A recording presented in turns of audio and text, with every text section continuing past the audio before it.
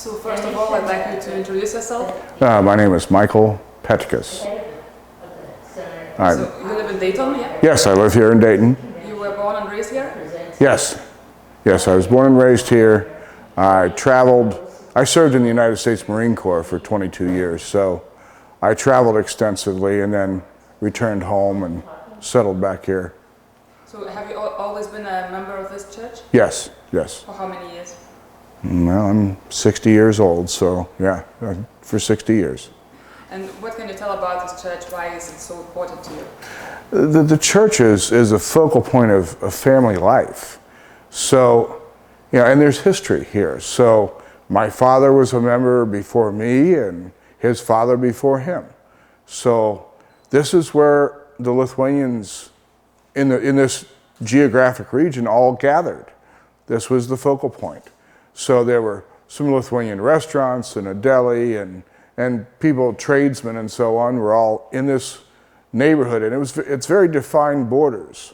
So there's a river to one side, there's railroad tracks to the other, and Stanley Avenue. It's a big triangle, and it was very heavily populated with Lithuanians. And so with community, people interacted and spoke their language comfortably. They could find other people, especially the immigrants, who English wasn't a first language, so it wasn't always so easy. Now, unlike many who have come in generations since, as in your case, you've learned two languages pretty comfortably. My father, as a small child, when he went to the first grade, he failed the first grade because he could not speak English. And his father was so embarrassed that his children were failures that he laid down the law. No more Lithuanian in the house. Everybody going to speak English because my children weren't going to fail.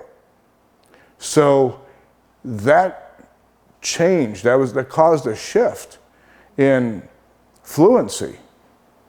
So my dad still spoke pretty fluent Lithuanian because that was his first language. But in cases like my mother, whose father married an Irish woman, they didn't hear Lithuanian in the house so often because that's not the common language of the parents. So we had Saturday school here when I was small, and good people tried to give us back some of that Lithuanian language and culture. And as with my mother, I can pronounce the words. I can sing the songs. And I know some of what the words mean, but I'm not fluent.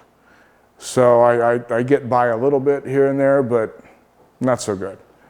But there are people that still come to this church that are fluent Lithuanian. And younger couples. We have some that have gravitated here we have some that'll drive an hour down from Sydney to attend Mass here because they were born and raised in Lithuania, and their children still speak fluent Lithuanian, and they're so big. So this is still the focal point. And this is, I feel that it's part of my responsibility to keep these doors open. Because there'll be another group, there'll be, people come, the immigrants come, and this is there are only 2 Lithuanian churches left open in Ohio. This one in Cleveland.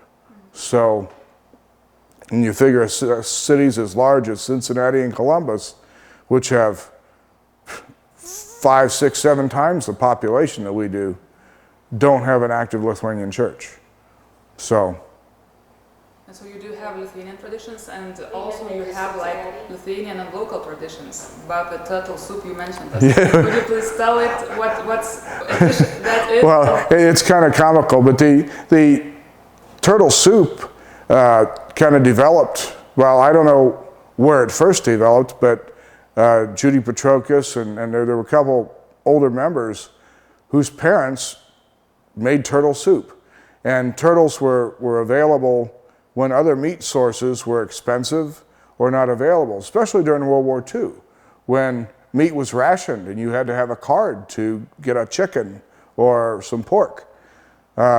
If you wanted deer, you could only hunt one deer a year. Well, that won't feed your family. But turtles and fishing were unlimited. Everything you could catch, you could eat. So there are a lot of Lithuanians, in addition to fishing for trout and salmon and so on, they would fish turtles. And they found out that inside that shell is a lot of meat, and good meat. And so recipes developed for turtle soup. It's kind of peppery, kind of spicy, lots of vegetables, but there's usually about a pound of turtle meat per gallon of soup. And it's been around for so long in this region that even the non-Lithuanians remember going to Lithuanian restaurants and Lithuanian delis, and they had turtle soup on the menu.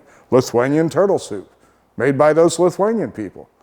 And so still today, there's one restaurant that still serves turtle soup on their regular menu. So we have a carry-out sale, a fundraiser for the Lithuanian Fishermen's Group. And with that, we make about 100 gallons of turtle soup and sell it by the quart. And kugelis, of course, there's pans of kugelis, people buy it and they put it in their freezer because sometimes it's easier just to buy it, 2-pound or 5-pound pan, and have it ready when company comes rather than start grating your potatoes right now. So those things are a very popular fundraiser once a year. A lot of people look forward to coming down. I had an Irish fellow stop me 2 weeks ago, said, "Don't forget, I need turtle soup in November." So, okay. And so what makes this church so architecturally unique? Well, in its origins, it was very simple, very plain. The first structure was very boxy and unadorned because it was more important to have a community place. Originally, this hall was, there was a stage came down those doors, and it was over on that wall, and things were very different. Over time, we had the next generation of Lithuanians come in, post-World War II, and the DPs arrived, and many of them were professionals and had college educations and doctors and lawyers and so on. And with these people, they had an appreciation for more artistic things. So they put their money where their mouth was, and we hired Lithuanian architects an architect to design the change of this church into a prettier, more appealing building. And at the same time, we built the Shrine of the Three Crosses, and that was done with the St. Peter Society. So, and then originally afterward came the Shrine of St. John, since, that's Žemaitis, the St. John's Day is, very much celebrated in the Lithuanian community. So that's why we have a shrine to St. John and one of the Three Crosses. So, yeah, the window designs I think there are 3 churches in the United States that were done by the same stained glass maker, and he was Lithuanian, so hopefully you'll find those other 2 in your travels. Tell them about kuchas. Oh, well, we have, every year at Christmas time, we still do a kuchas dinner here for, all are welcome. We just ask people to make a reservation so they tell us they're coming. And for many, many years, our Lithuanian Cultural Council funded it, and it was all free. Well, the council ran out of money, over time, so now we ask everybody to kick in $10. And, that's for all 12 dishes, and, well, that includes from soup to desserts to a glass of wine and so on, and not a bad gig for $10. Absolutely. Okay, thank you very much. Mm-hmm.